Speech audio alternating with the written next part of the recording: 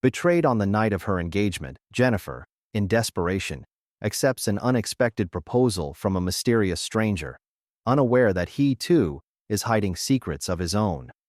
Before we begin, let us know in the comments where you're watching us from, and please like this video to support the channel. Now sit back, relax, and enjoy the story. The magnificent St. Regis Hotel glowed under the warm, golden light of its grand chandeliers. The air was filled with the scent of roses, the effervescence of champagne, and the soft murmur of high society conversations.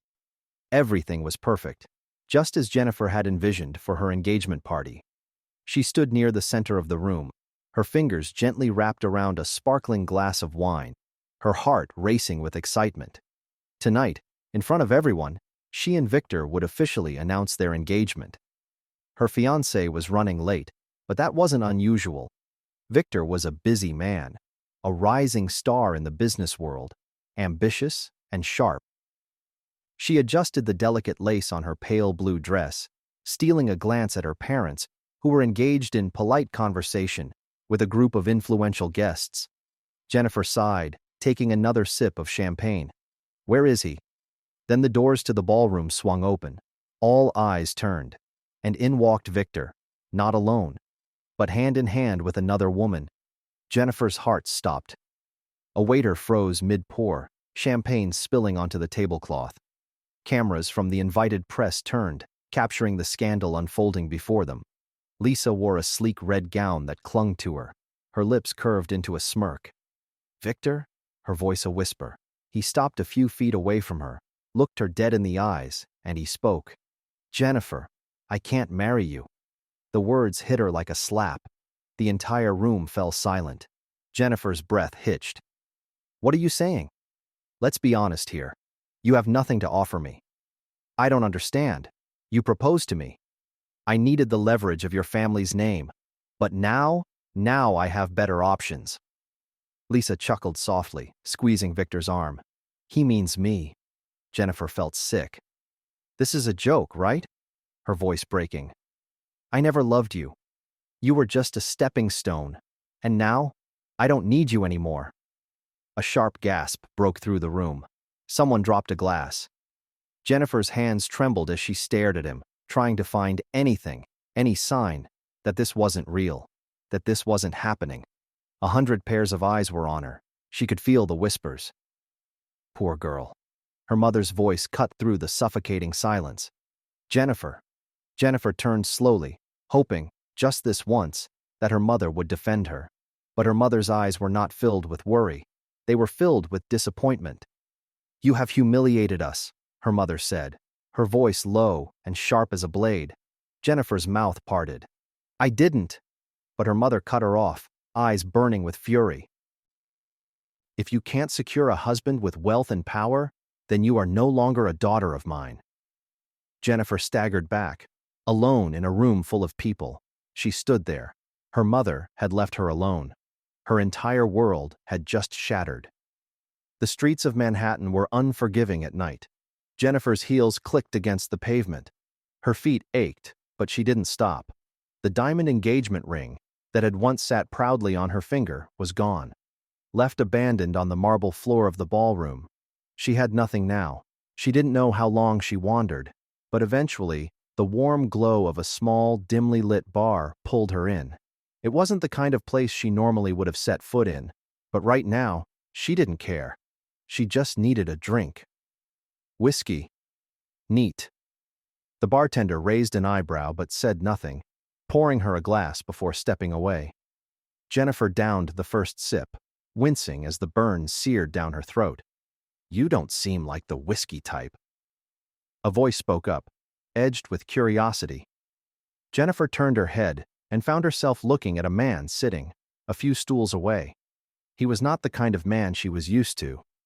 No tailored suit, no designer watch. Instead, he wore a plain dark jacket over a simple gray t-shirt. But his eyes, they were striking, as if he carried secrets she would never understand. "Maybe I wasn't before," Jennifer muttered, taking another sip. "But people change." The man tilted his head, studying her. Rough night? She let out a bitter laugh. You could say that. She told him about the engagement, the betrayal, the humiliation. She didn't know why. Maybe because he was a stranger. Maybe because he wouldn't judge her the way the rest of the world did. The man listened, just watching her with those dark, knowing eyes. And then, when she finished, he leaned forward, resting his elbows on the bar. If you need a husband, he said casually, then pointed at himself. Here I am. Jennifer blinked. Then she laughed. You, she teased, eyes glimmering with drunken amusement. You want to marry me? The man smiled, a slow, lazy curve of his lips. Why not? You need a husband. I don't have anything better to do. It was crazy, completely insane, and yet something in Jennifer's chest stirred. Maybe it was the alcohol. Maybe it was the heartbreak. So she lifted her glass in a mock toast and grinned. All right, stranger, let's get married. Neither of them knew how long they kept drinking, but the world outside had faded away, leaving only the quiet hum of conversation and the lingering burn of whiskey between them. The next morning, Jennifer woke up with a pounding headache and a strange sense of unease. The sheets beneath her weren't silk like the ones in her luxury apartment. The air carried the scent of coffee and something unfamiliar. And then she saw it, a cheap silver ring on her left hand. The memories of last night came rushing back. She remembered going to the bar and meeting a stranger. He had drinks with her, and then the rest was a blur. There was movement from the small kitchenette. She turned her head and saw the stranger she had agreed to marry in a drunken haze. He was standing by the stove, dressed in nothing but a pair of sweatpants, his back turned to her as he flipped something in a pan. The scent of buttery eggs and toast filled the apartment, making her stomach grumble before she could stop it. Benjamin glanced over his shoulder, catching her staring. Morning, wifey, he said, smirking. Jennifer covered her face with her hands.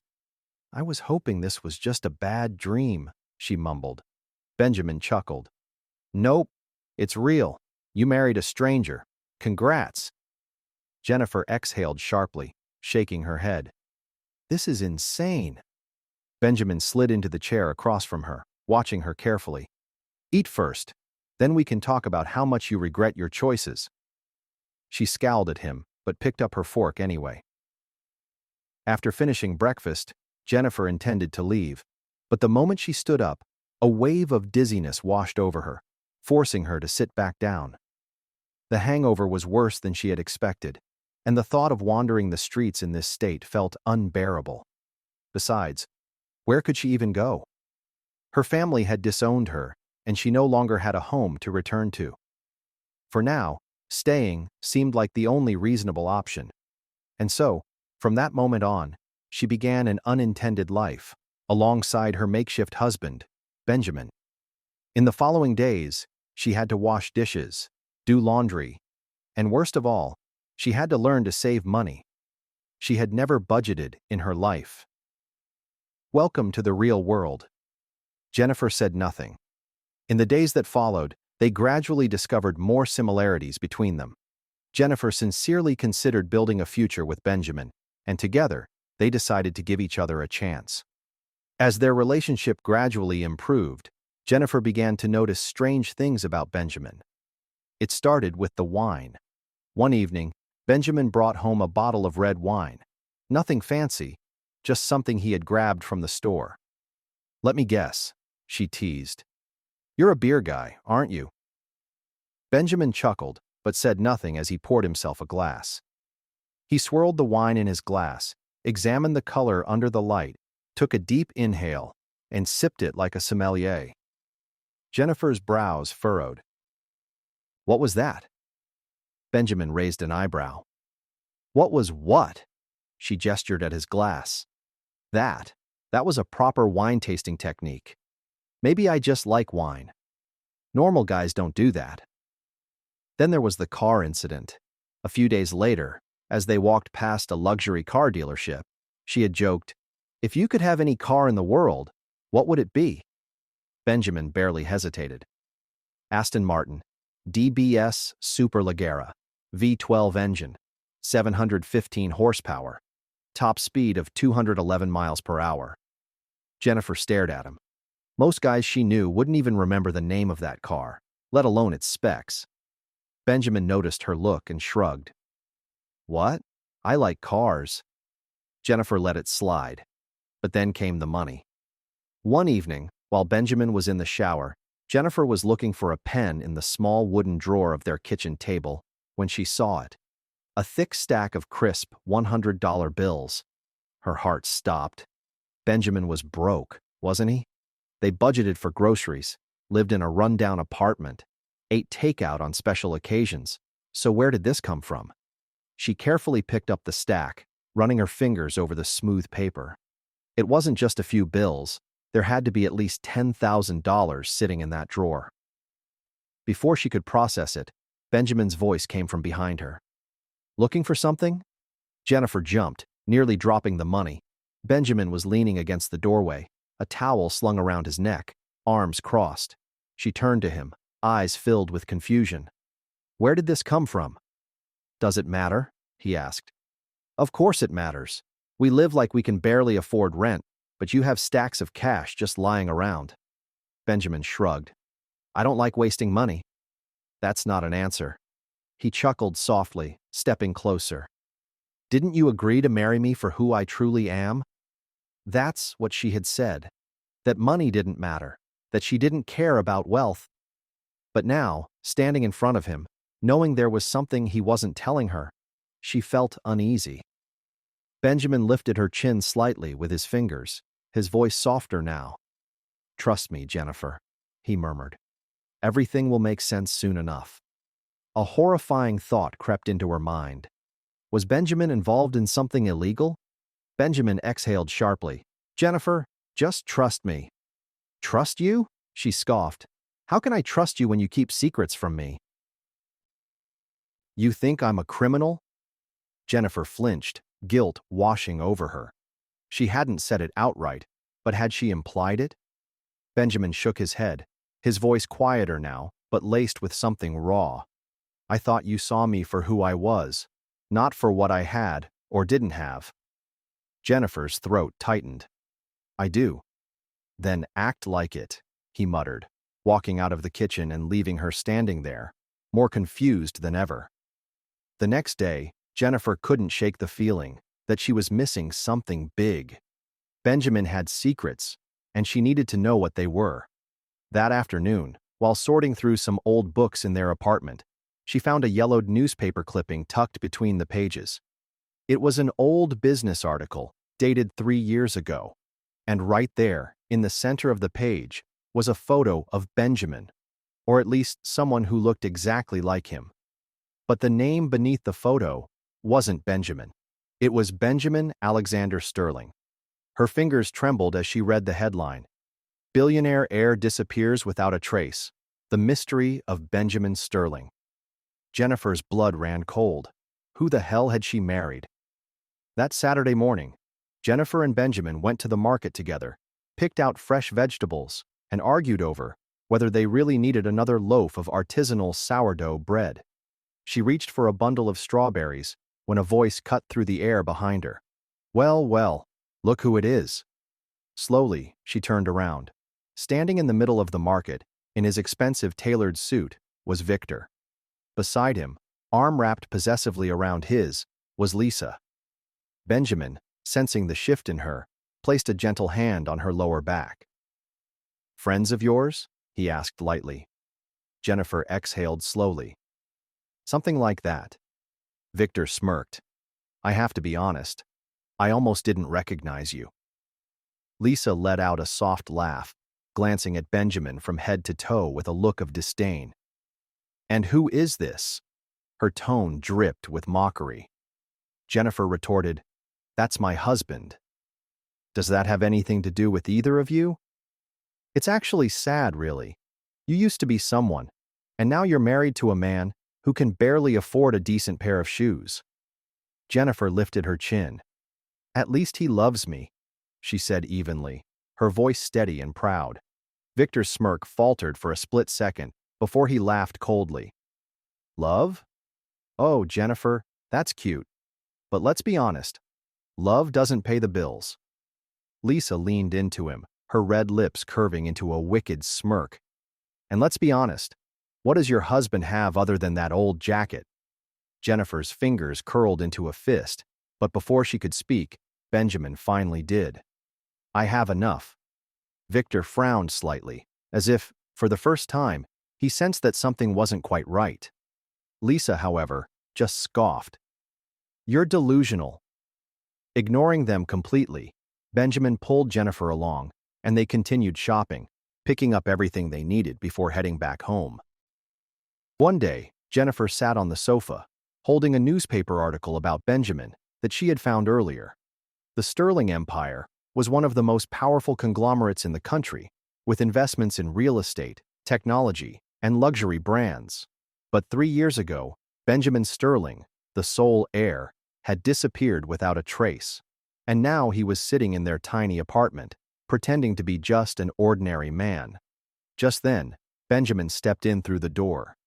"You're home early," he said, shrugging off his jacket. "I was thinking of making pasta tonight unless you're craving something else." Jennifer didn't move. Finally, she spoke. "Benjamin Alexander Sterling." The words hung in the air. Benjamin's hands froze mid-motion. Slowly, his eyes lifted to hers. Jennifer swallowed hard. "That's your real name, isn't it?" Benjamin exhaled softly and ran a hand through his hair, his face unreadable. "Where did you find that?" "That's not the point," she snapped, standing up, her emotions spilling over. "The point is, you lied to me. You let me believe you were just some regular guy, when in reality you're a billionaire," he finished for her, a small smirk playing on his lips. "This isn't funny," she whispered, her voice breaking. "Why? Why didn't you tell me?" "Because I didn't want you to love me for my money," he said simply. "I needed to know what it was like to be loved for who I am, not for what I'm worth." Now, standing in front of her was Benjamin, a man who had chosen to walk away from wealth to find something real, and he had chosen her. A tear slipped down her cheek. Benjamin stepped closer, his voice softer now. "I never meant to hurt you," he murmured. "But now that you know the truth, I have to ask. Will you still love me?" he asked softly. Jennifer's heart pounded. She didn't answer. "I hope you'll come to the meeting place," Benjamin said gently before walking away. The rooftop was bathed in the golden glow of fairy lights, the soft hum of jazz playing in the background.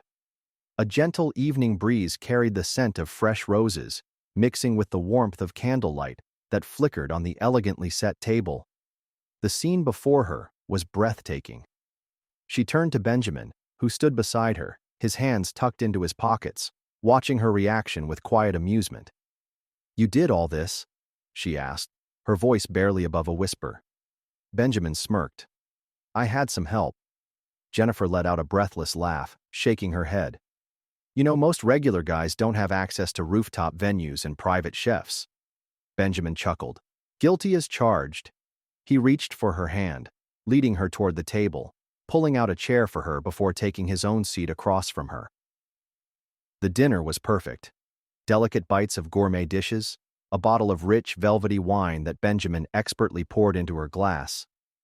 After they finished their meal, Benjamin took a small velvet box from his pocket and slowly opened it, revealing a diamond ring that sparkled under the rooftop lights. "Jennifer," he said softly, his voice steady but full of emotion. "I don't want to just be the guy you married in a drunken moment." He took a breath, his eyes never leaving hers. "I want to be the man you choose, the man who stands beside you not because of chance, but because you want me there." Jennifer felt tears well up in her eyes. Benjamin took her hand in his thumb gently stroking her skin. "Forget the money. Forget the name. I'm just Benjamin." "You're Benjamin." A tear slipped down her cheek because, deep down, she had always known. He was hers. She nodded, her voice breaking. "Yes." Benjamin's face lit up, and in one swift motion, he slid the ring onto her finger before pulling her into his arms. And just like that, she wasn't lost anymore. In the days that followed, Benjamin and Jennifer made a decision. They would return home, face their families, and formally announce their marriage. The first stop was Benjamin's family home. Jennifer felt Benjamin's hand tighten around hers. His mother was the first to speak, her voice laced with a mixture of shock and cautious hope. "You're back." Benjamin nodded. "And I'm married." "Married?" he repeated, his voice edged with disbelief. "Yes, this is Jennifer, my wife." Eventually, Benjamin's mother approached, her gaze searching. Then, to Jennifer's surprise, she reached out, gently taking her hand. "You must have been very patient with him," she said, a small, knowing smile playing on her lips. Jennifer let out a breath she didn't realize she had been holding. Perhaps, just perhaps, this family reunion wouldn't end in disaster. After leaving Benjamin's family home, the next challenge awaited Jennifer's parents. "You have some nerve coming back here," her mother said coolly, her gaze settling on Benjamin with scrutiny. "And with a husband, no less. I just thought you should know. I'm happy. For the first time in my life, I'm truly happy." She didn't respond, but Jennifer saw the shame in her mother's eyes. Her father glanced at Benjamin with a look of approval, before turning to him and saying, "If that's the case, then I hope you'll treat my daughter well." It wasn't an outright blessing, but it was something. And for now, that was enough. Their wedding took place in a warm and joyful atmosphere. Her mother admitted her mistakes and sincerely wished for her to find true happiness. One day, as they were welcoming guests at a charity event, a familiar voice made Jennifer freeze. "Well, isn't this a surprise?" She turned, and there they were, Victor and Lisa. Only they were different now. Jennifer didn't react. She simply tilted her head. "I heard about Lisa's father's company. Tough luck." Benjamin, who had remained silent until now, finally spoke, his voice calm but firm. "Business is unpredictable. One wrong move, and everything crumbles." They had once looked down on Jennifer. Now, they were the ones struggling to stay afloat. And so, Jennifer's journey proved that sometimes, life's greatest heartbreaks lead us to our most unexpected blessings. She lost everything, her wealth, her status, even her family. But in that loss, she found true love, found herself, and built a life more meaningful than she had ever imagined. If this story has touched your heart, don't forget to like, share, and subscribe to our channel for more inspiring tales of love, resilience, and second chances. See you in the next story.